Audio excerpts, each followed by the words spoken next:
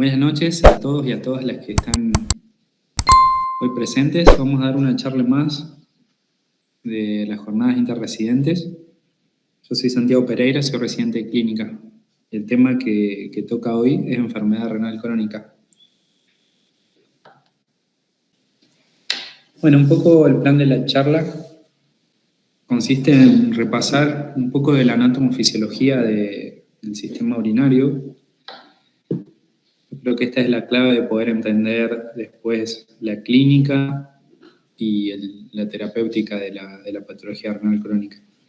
La definición, lo que es el daño renal, los factores de riesgo y factores de progresión, la enfermedad renal crónica, la clínica, la clasificación o estratificación y el manejo. Les cuento que las fuentes para esta clase son fundamentalmente las últimas guías CADIGO de enfermedad renal crónica, también guías de la Sociedad Española de Nefrología, que estuve consultando, y también up to date, digamos, chequeando las últimas cosas que aparecían. Vamos a tratar de hacer una clase sencilla y enfocada a lo que podemos hacer en un manejo de primer nivel o hospitalario sin depender del especialista, ¿no? Bueno, un pequeño repasito de la anatomofisiología renal. Los riñones son órganos pares, retroperitoneales, que tienen una longitud aproximada de 11 centímetros longitudinalmente y que pesan aproximadamente 150 gramos. Están contenidos en lo que se llama fascia de Gerota y en cuanto a su estructura están formados principalmente por lo que es la corteza renal y lo que es la médula renal, que desemboca en el sistema de drenaje, ¿no? La corteza aproximadamente tiene 1 centímetro de espesor. Esto es importante porque se ve afectada en la patología renal en cuanto al espesor y en cuanto a la calidad histológica y en cuanto a cómo se la ve en los diagnósticos por las imágenes, ¿no? Esta corteza tiene una prolongación hacia adentro que se llaman columnas de Bertin. Y en la corteza lo que encontramos, las partes de la nefrona, que son la unidad funcional del riñón, en la corteza encontramos los glomérulos, los túbulos contorneados proximales, los distales y la porción cortical del túbulo colector. Después en la médula, que comienzan lo que son las pirámides de Malpighi y que desembocan en las papilas, lo que hay es el asa de Henle y el túbulo colector, digamos.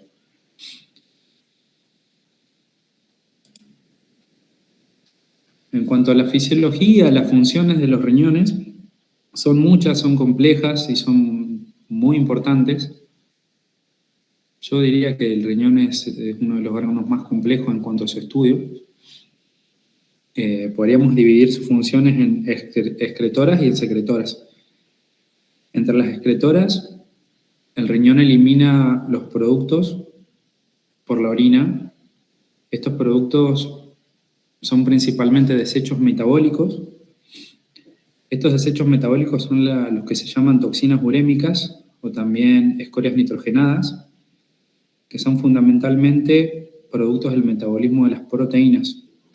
Entre estas están los complejos guanidínicos, bueno, la urea también, los fenoles, los indoles, son un montón de compuestos que cuando empiezan a elevar sus niveles en sangre, empiezan a producir primero lo que se llama azoemia y que posteriormente, cuando tienen un determinado nivel, producen lo que es el síndrome urémico. También elimina, por ejemplo, fármacos, otras sustancias extrañas y otros compuestos. En cuanto a la regulación del medio interno, tiene funciones que son claves. Mantienen la cantidad de líquido que hay en la sangre, mantienen la volemia, la composición iónica, tanto del sodio, el potasio, el calcio, el cloro y el fosfato. Mantienen el pH en un rango exquisito. 735 a 745, depende de la bibliografía, y esto lo hace a través de la eliminación de iones de hidrógeno por la orina y la conservación del bicarbonato. Un tema que ya han abordado los compañeros en otras charlas. También mantiene la osmolaridad en la sangre. Esto lo hace a través de la regulación de la pérdida del agua y de los solutos. En cuanto a las funciones secretoras, también son varias y muy importantes. Secretan renina, con lo que regulan la presión arterial. Es uno de los factores más importantes que regulan la presión arterial. El calcitriol, que es una parte muy importante del metabolismo fosfocálcico, es un tema extenso también este, y la eritropoyetina, que estimula la producción de eritrocitos. También una función no tan importante como las anteriores, me parece, es el mantenimiento de la glucemia a través de la gluconeogénesis.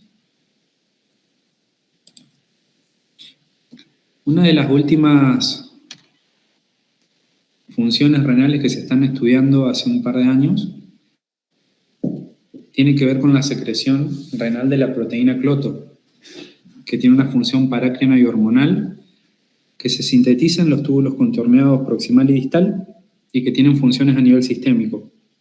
Tiene un efecto antioxidante, un efecto antiinflamatorio, y su disminución produce aumento del envejecimiento precoz y calcificación vascular. Por lo que se explicaría esto que se ve en la práctica, de que en los pacientes renales crónicos tienen un aspecto de envejecido, personas por ahí que están en un estadio de enfermedad renal crónica avanzado, parece que tuvieran 10 años más de los que realmente tienen. Esto se está explicando por un lado por la proteína cloto y por otro lado por la FGF23, que también produce un aumento en la calcificación a nivel general. Eso se está estudiando, con un horizonte terapéutico actualmente, ¿no? Imagínense si pudiéramos nosotros conocer más y tratar o darle tratamiento con esta proteína a los pacientes. Bueno, ya hablando de la definición de lo que es la enfermedad renal crónica, esto tomado de las guías CAIGO 2017, la enfermedad renal crónica está definida como un daño renal o disminución de la tasa de filtrado glomerular durante 3 meses o más por cualquier causa. Ahora en las próximas diapositivas vamos a desmenuzar un poquito estas dos partes importantes de la definición. Daño renal por un lado, disminución y al menos 3 meses, porque antes de eso hablamos de injuria renal aguda o AKI y no de enfermedad renal crónica. Los pacientes que tienen enfermedad renal crónica tienen un riesgo muy aumentado de mortalidad cardiovascular y por todas las causas de ESKD, que es End-Stage Kidney Disease, AKI o de progresión de la enfermedad renal en sí.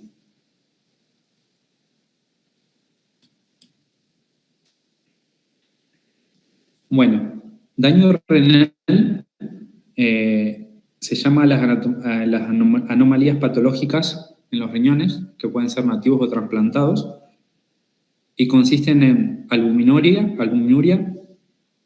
Esto es en un rango de más de 30 miligramos sobre gramo de albuminuria sobre creatininuria en una MAO, en una muestra aislada de orina. No se utiliza en la práctica la orina de 24 horas por las dificultades de su recolección y porque se ha visto que esta medición en la MAO tiene buena correlación con la función, en realidad con la pérdida de albúmina por orina.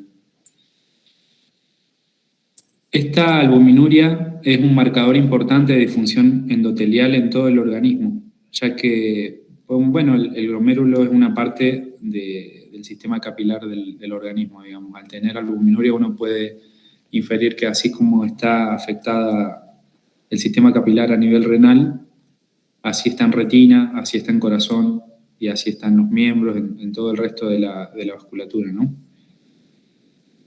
Y que se produce por un aumento de la permeabilidad a macromoléculas. Otro de los ítems de lo que es el daño renal son las anomalías en sedimento urinario, por ejemplo, cilindros de glóbulos rojos o blancos, que pueden estar producidos, por ejemplo, por un daño tubular.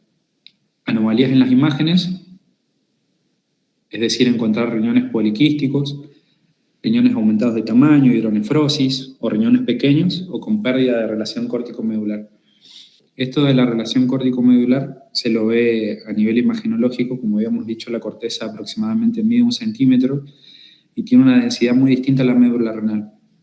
Con la progresión de la enfermedad renal, la corteza se va volviendo un poco más densa, un poco más pequeña, y a esto se le llama pérdida de relación córtico-medular. Los riñones aumentados perdón, no dije esto, pero la enfermedad renal crónica, la gran mayoría de las veces, produce riñones pequeños, digamos, riñones que van perdiendo su tamaño, pero hay excepciones que son importantes también. Las causas de riñones aumentados de tamaño en la enfermedad renal crónica es una de las causas más frecuentes. El riñón del diabético al principio, el mieloma, la amiloidosis, la nefropatía obstructiva y la poliquistosis también de riñones aumentados de tamaño.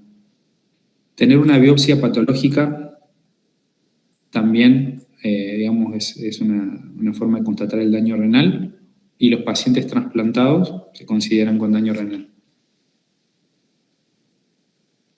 Esto haciendo referencia a la primera parte de la definición. Daño renal durante 3 meses o más por cualquier causa. La segunda parte habla de tasa de filtrado glomerular.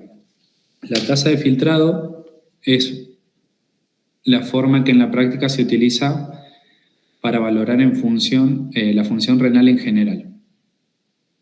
Esta tasa de filtrado se puede medir, esto se hace a través de clearance de inulina, de iodotalamato, de iodoexol, y hay otras.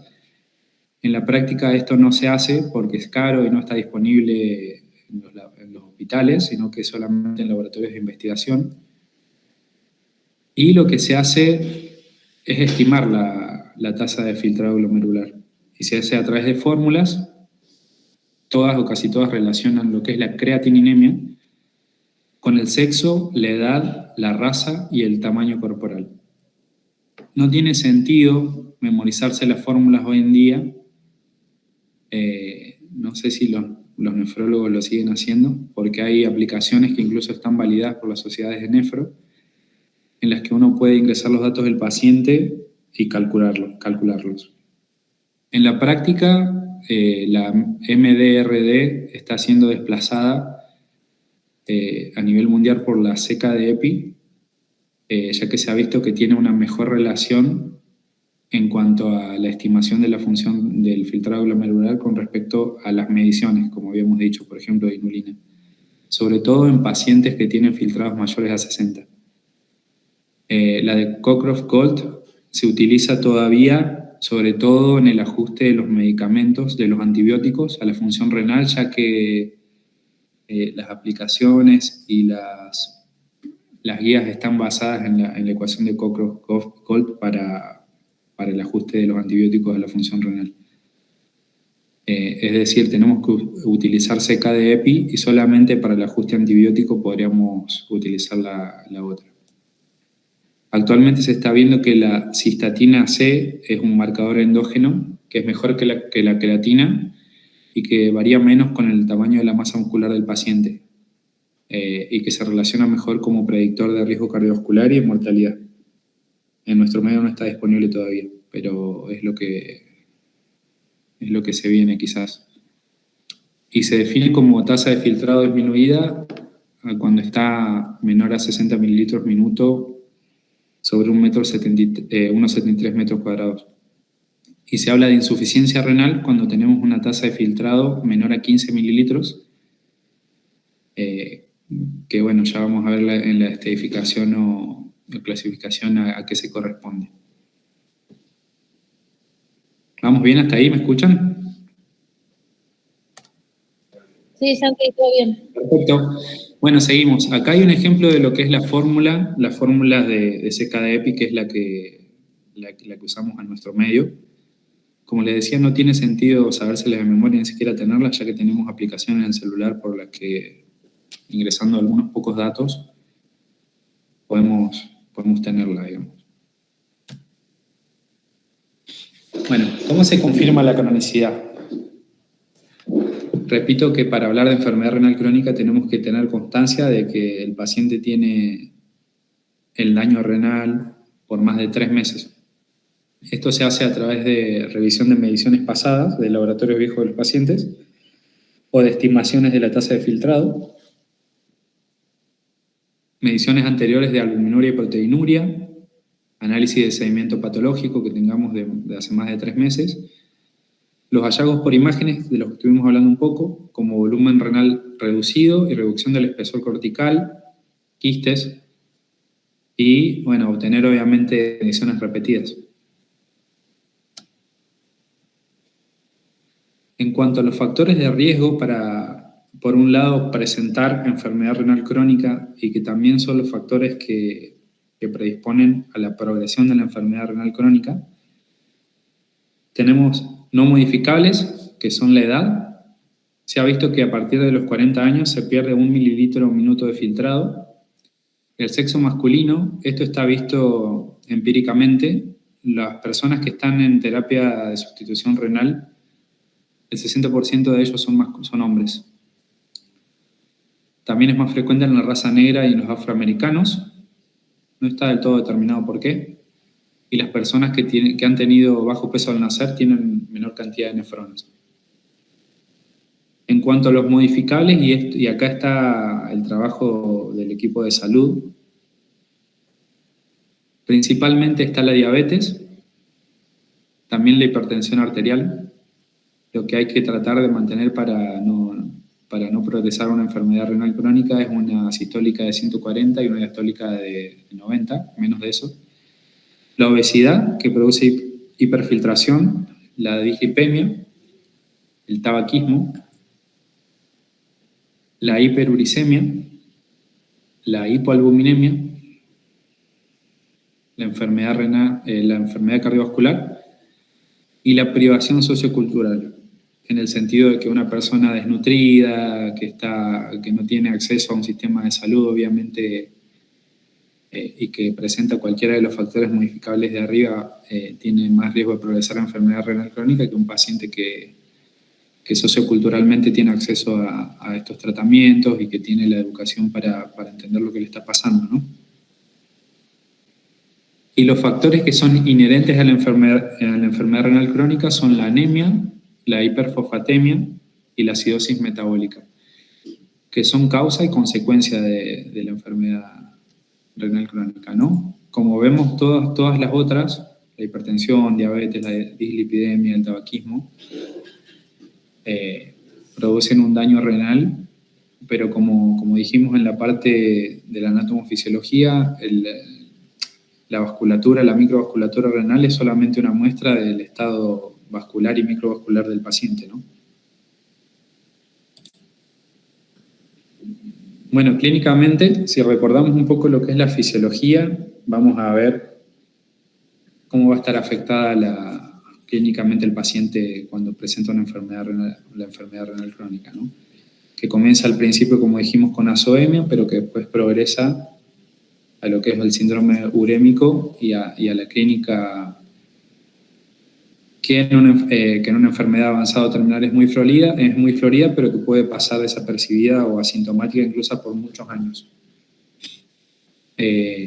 A nivel del sistema nervioso, lo que sucede es, por ejemplo, la inversión del sueño-vigilia, problemas de atención, con déficit de atención, obnubilación, asterixis, produce una polineuropatía periférica. A nivel hematológico hay una anemia que es característicamente normocítica normocrómica y que está dada fundamentalmente por el déficit de eritropoyetina, pero también es una anemia inflamatoria. La anemia del paciente renal es de una fisiopatología bastante compleja, una disfunción plaquetaria que puede llevar a sangrados, un déficit de la inmunidad celular y humoral. A nivel cardiovascular produce hipertensión arterial, insuficiencia cardíaca, angina de pecho, arritmias. y afectación vascular a los otros niveles, ¿no? Con claudicación intermitente, con accidentes cerebrovasculares. A nivel digestivo, anorexia, náuseas, vómitos, sangrados, como ya dijimos, prurito y dolores corporales, debilidad muscular, dislipemia, hiperglucemia, alteraciones de la función sexual. Y a nivel de electrolitos, fundamentalmente hiperpotasemia, hiperfosfatemia, hipocalcemia, entre otros, ¿no? La acidosis metabólica también es una parte importante. En cuanto a la estadificación y la clasificación, primero hay que decir que los pacientes se estadifican y se clasifican primero según la causa que lo llevó a la enfermedad renal crónica. Es decir, nosotros para clasificar un paciente lo podemos clasificar y comparar con los pacientes que han tenido la misma causa, aunque por supuesto que hay pacientes en los que confluyen muchas causas de enfermedad renal crónica, ¿no? Pacientes, por ejemplo, hipertensos, diabéticos con obesidad y que tienen, por ejemplo, una enfermedad autoinmune, digamos, clasificarlos y estadificarlos nos sirven para compararlos con ese mismo grupo de pacientes.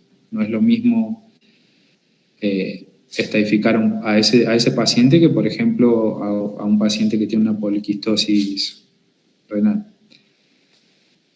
Y se clasifican, por un lado, según la tasa de filtrado, en G1, G2, G3, que se dividen A y B, G4 y G5, según el nivel de la tasa de filtrado glomerular. Podemos ver que es de más de 90 para G1, de 60 a 89 para G2.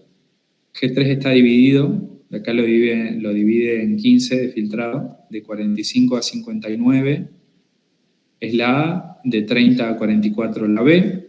G4 sería de 15 a 29 y menos de 15, acá ya se considera insuficiencia renal y también se le agrega una D a los pacientes que están en terapia de sustitución renal. Aparte de la tasa de filtrado, también se clasifica a los pacientes según el nivel de albuminuria que tienen. Esto se hace con la muestra aislada de orina, con la MAO, relacionando en esa muestra la albúmina en miligramos sobre la creatininuria en gramos. Si tienen menos de 30, hablamos de un estadio A1. Si tienen entre 30 a 300, un estadio A2. Si tienen más de 300, un estadio A3. El rango nefrótico para tener una referencia sería una albuminuria de 2200. Eso tienen los pacientes con síndrome nefrótico. Por otro lado, vemos que esto es un cuadro en el que clasifica a los pacientes en verde, amarillo, naranja y rojo. Esto tiene que ver con el riesgo que tienen de progresión a mortalidad por todas las causas, la mortalidad cardiovascular, la end-stage kidney disease, la progresión de enfermedad renal crónica y también de AKI. Obviamente los pacientes que tienen más filtrado y menos albuminaria tienen menos riesgo de progresión que los pacientes que tienen un filtrado menor y una albuminuria mayor. Lo que se ha visto es que los pacientes que tienen menos filtrado tienen mayor progresión de mortalidad cardiovascular que los que tienen solamente más albuminuria, digamos. Aunque obviamente los dos factores son importantes, la tasa de filtrado es lo que más determina esto. En cuanto al manejo del paciente, vamos a decir primero que los pacientes que están en estadios, vamos a volver un poquito para atrás, en los primeros estadios de la enfermedad renal crónica pueden ser manejados por los médicos generales o médicos internistas y que consiste básicamente en un cambio de hábitos o en medidas generales que pueden ayudar y enlentecer esta progresión. Fundamentalmente abandonar los hábitos tóxicos como es el alcohol, las drogas, el exceso de alcohol y el tabaco. en realizar ejercicio físico adecuado, acorde a edad y a condición física, que tiene que ser un ejercicio aeróbico y dinámico. Todo esto está tomado de las guías de la Sociedad Española de Nefrología. El control del peso, del sobrepeso, también prevenir las deficiencias nutricionales. Por esto, bueno, todo esto se maneja en conjunto, es un trabajo multidisciplinario. La dieta, bueno, hace falta el control del especialista, ¿no? en nutrición.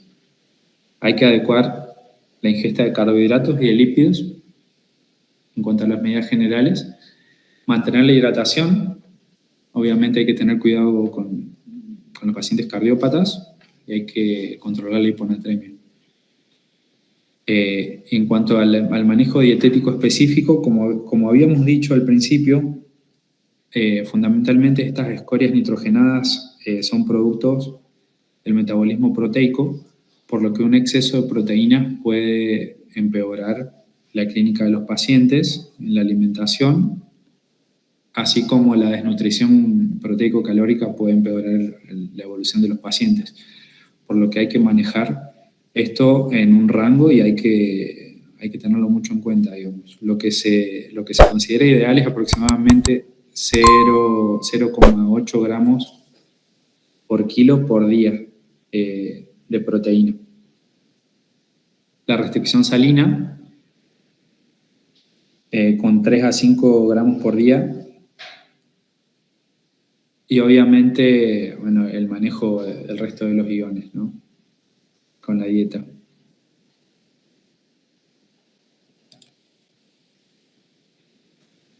Ya yendo un poco a lo que son los factores de progresión o factores de riesgo y que son patologías que se ven muy frecuentemente en los pacientes con enfermedad renal crónica,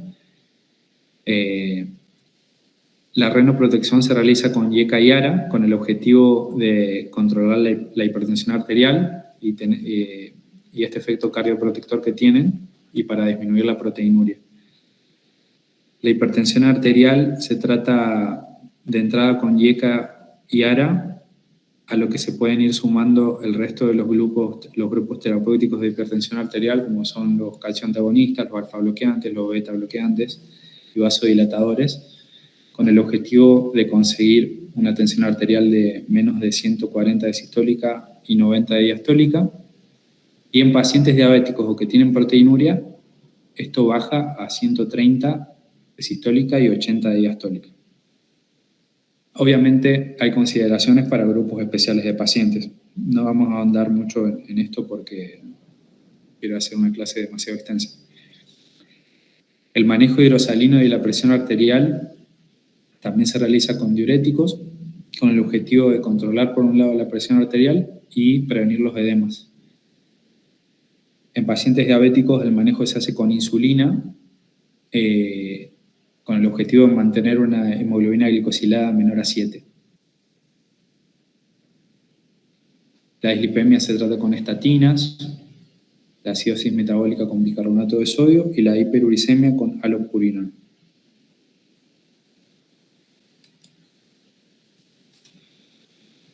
¿Cuándo derivar al especialista? Esto tomado de las últimas guías. Como dije, podríamos manejar a la gran mayoría de los pacientes renales crónicos en los consultorios de medicina interna o de medicina general, incluso a nivel hospitalario, pero hay ciertas situaciones en las que necesitamos pedir ayuda del servicio de nefrología. Por ejemplo, pacientes que tengan en la MAO una relación de albuminuria creatinina en orina mayor a 300, pacientes que tengan hematuria no secundaria a condiciones urológicas, pacientes en las que no encontremos la causa de enfermedad renal crónica a simple vista,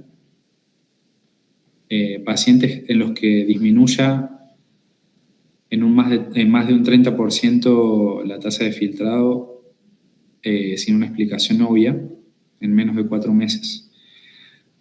Pacientes de difícil manejo en cuanto a la anemia o el metabolismo fosfocálcico, pacientes con hiperpotasemia, pacientes menores de 18 años, pacientes con hipertensión resistente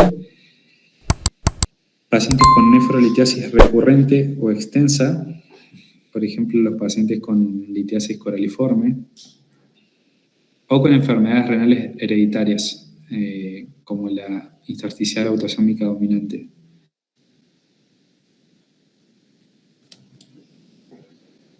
Bueno, muchas gracias. Hasta acá la charla de hoy. Les agradezco la atención y si alguien tiene algún comentario, algo que aportar o algo que decir, bienvenidos sean.